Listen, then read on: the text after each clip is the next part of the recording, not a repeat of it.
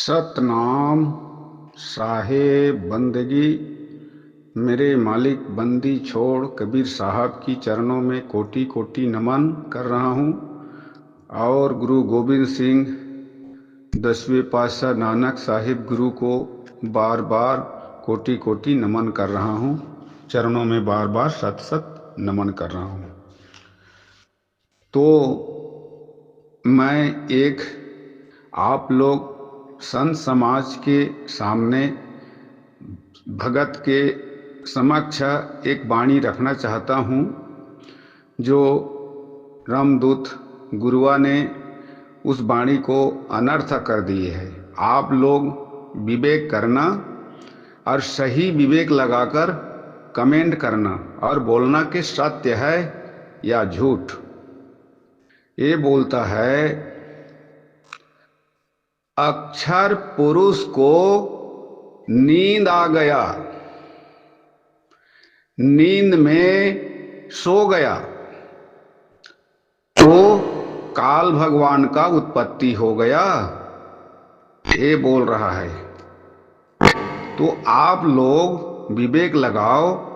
कबीर साहब का वाणी है बोल रहा है, ठीक है, कबीर साहब का वाणी सभी है, बाकी उसका सही अर्थ लगाएं, सही भाव में बोले, जब कबीर साहब का महत्व है और उनका मान्य करेगा।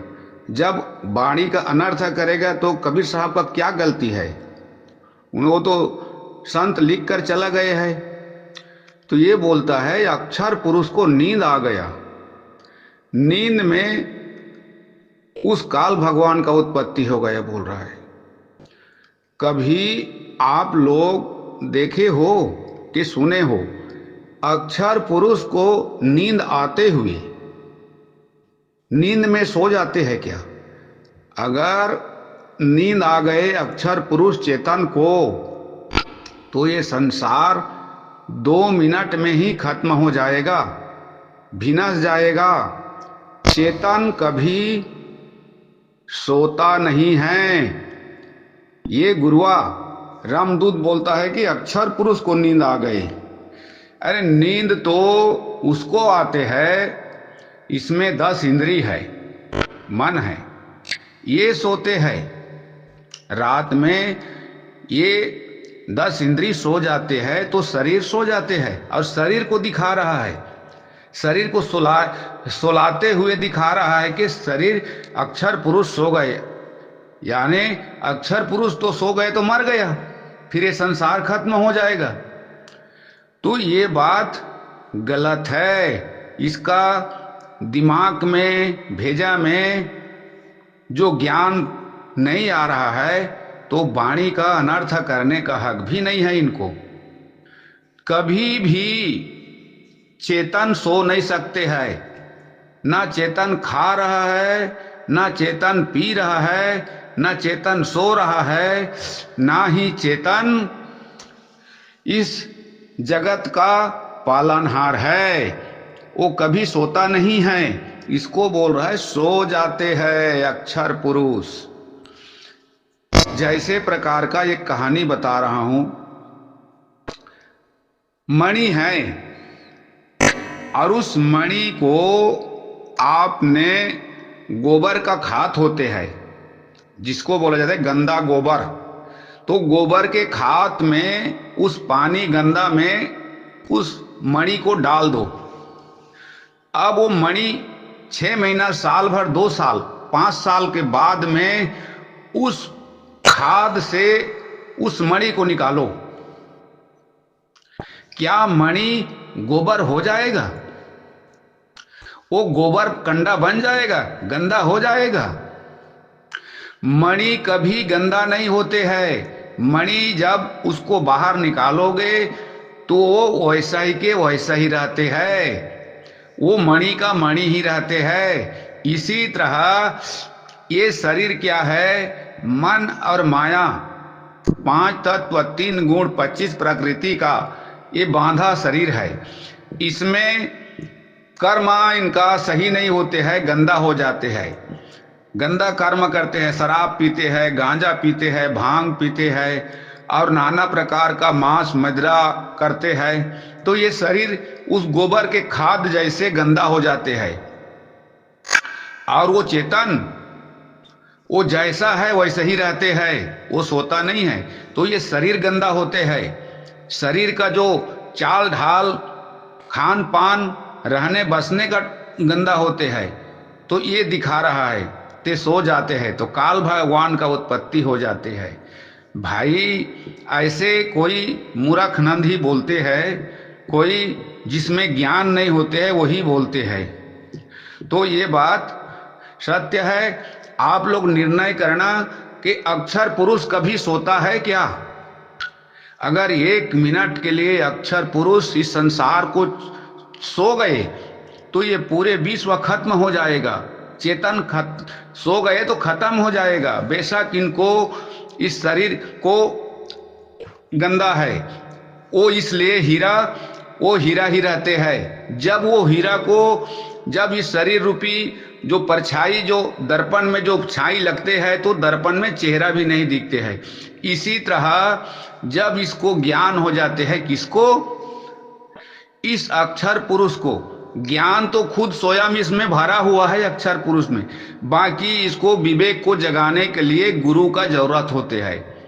जब देही गुरु होते हैं वो सही मार्ग दिखा देते हैं, सही ज्ञान दे देते हैं, तो इसको ज्ञान हो जाते हैं। किसको?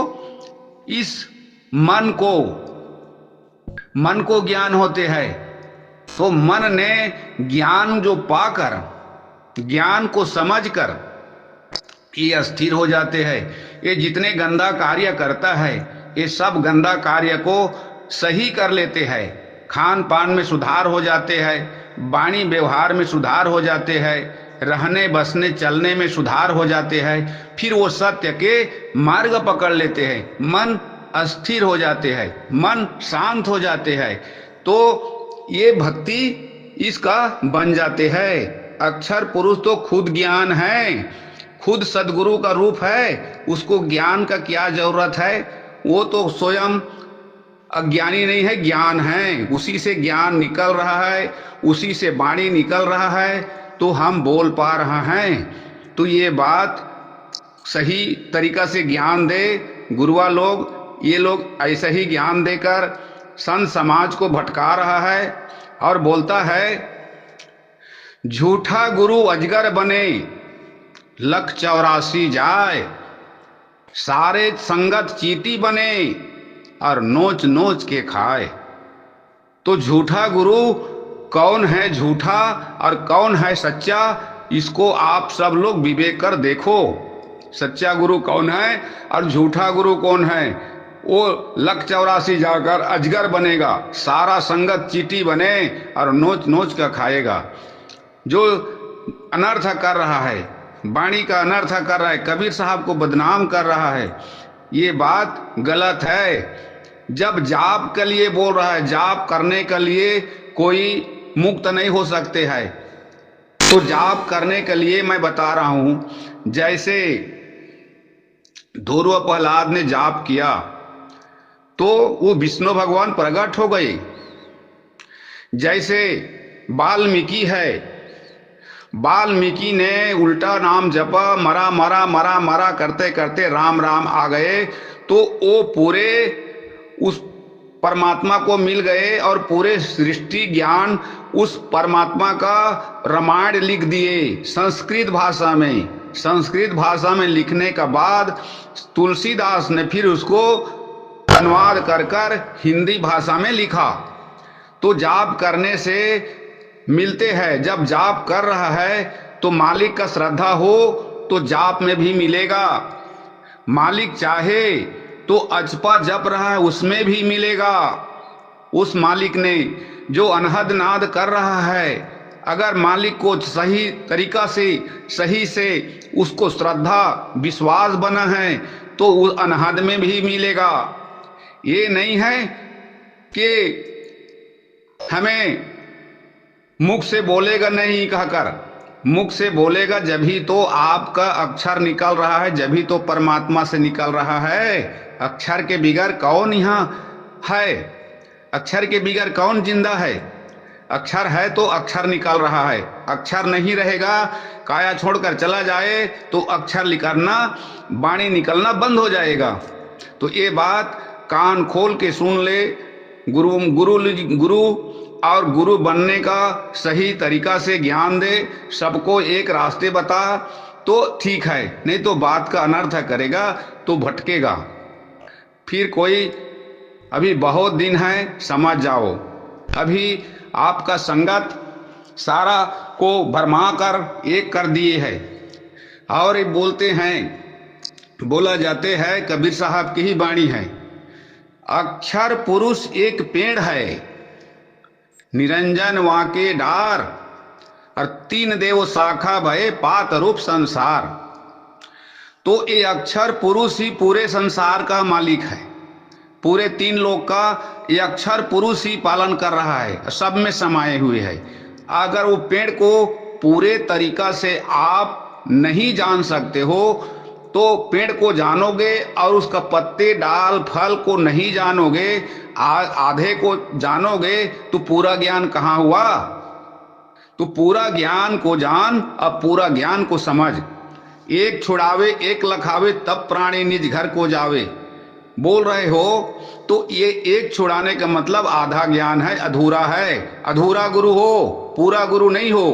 अगर पूरा गुरु होता तो पूरा पेड़ को लखाता, पूरे डाल का पत्ते पत्ते को, ठाव को, सबको लखाता।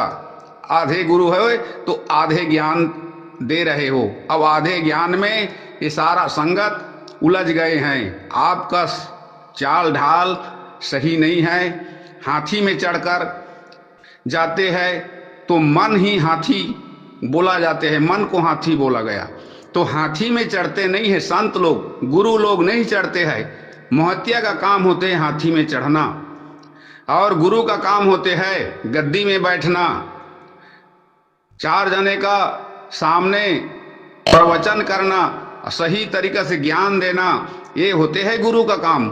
मन के मते में हाथी में चढ़ रहे हो, घोड़े में चढ़ रहे हो, गधे में चढ़ रहे हो, ये बात अच्छा नहीं है। सही ज्ञान दो और सबको एक रास्ते से समझाओ।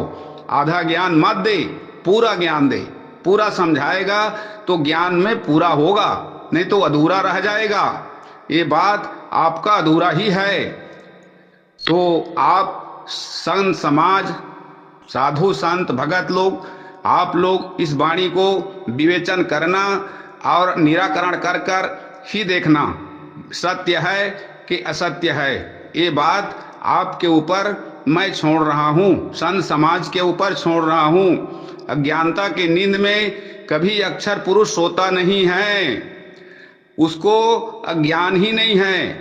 वो ज्ञान का भंडार है, अक्षर पुरुष ज्ञान का ज्योति है, ज्ञान का सागर है। वो कभी नहीं सोते हैं। ये 10 इंद्री सो जाते हैं, मन माया ये सब सो जाते हैं, रात में नींद में सोते हैं ये। और अक्षर पुरुष कभी नहीं सोया है। ये बात सत्य है, सत्य ही रहेगा। आप लोग निर्णय करना। सतनाम साहेब बंदगी सतनाम जी।